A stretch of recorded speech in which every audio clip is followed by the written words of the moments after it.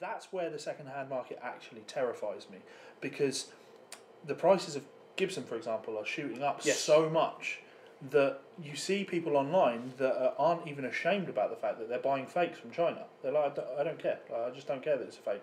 When you say to them, not only are you breaking the law by doing so, like importing that, it breaks all trademarks, Gibson's trademarks, and if customs get hold of it, they'll burn it.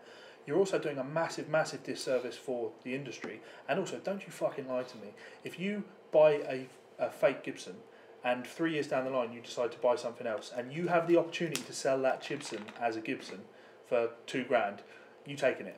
You know what I mean? Yep. So in the second-hand market, I think you do need to be careful. Like, I don't want to say never buy second-hand Gibsons, although that is my general rule, despite the fact that I have taken delivery. You literally started this by saying you've just bought a second-hand Gibson. Oh, well, I've taken delivery of 2 second-hand Gibsons this week.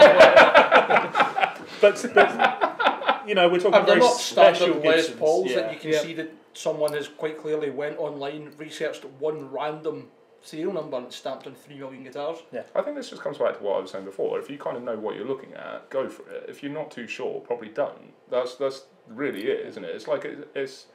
You know, I don't think anyone in our present company, or probably anyone watching this video, is likely to be the kind of person that's going to get conned by buying a Chinese fake. Like it's unlikely. It's more like, you know, casual players and collectors that get in trouble with that kind of stuff. I think maybe I'm completely wrong. Am I? Well, you can approach things with rose tinted glasses. Like, I really, when I was at uni, you remember when I bought it, I really wanted a Bogner Ecstasy. Really fucking wanted one, and one popped up on Gumtree, and it wasn't earth-shatteringly cheap, but it was a good price. So I'm like, oh, brilliant! I've got the cash for that. I'm gonna have that. Maybe £1,700 or something like that. It's not a bad price for a Bogner Ecstasy.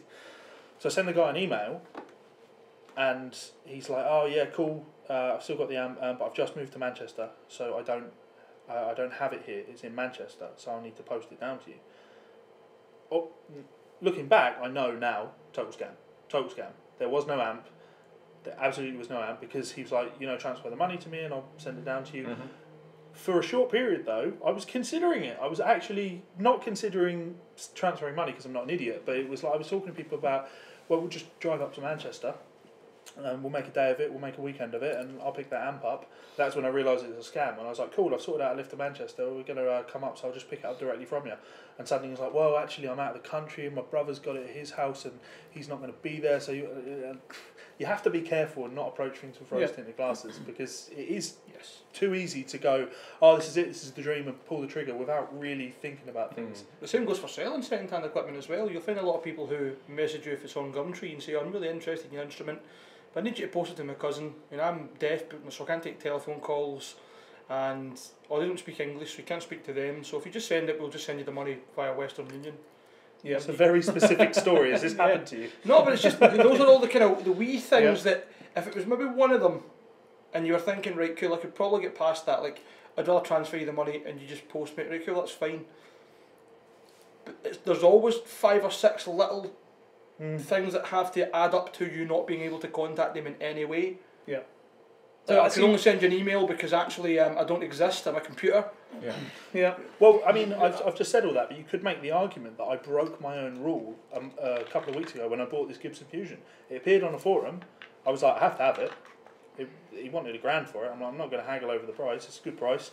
Send the guy an email, and he's like, cool, I'm in France, but I'm in England in 3 weeks. I can bring it over with me and post it from there. Or we can meet up. And I was like, well, can you just post it from France, because I really want it like immediately. And he's like, well, I can, but then you need to accept that, like, once you paid for it, it's yours no matter what happens.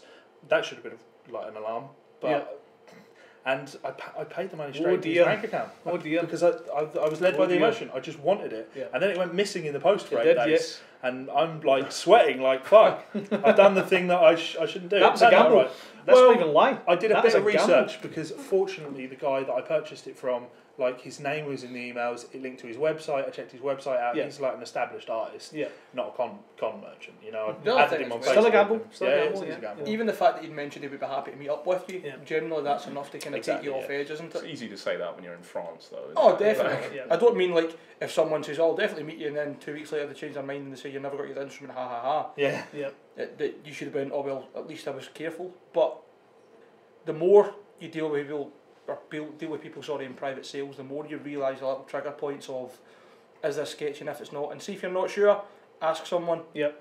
Definitely, even just a second opinion from someone who's maybe never even are not interested in instruments. Take somebody with you. You know, doesn't hurt. You know, Absolutely. 10 minutes, half an hour, half a day. I've actually got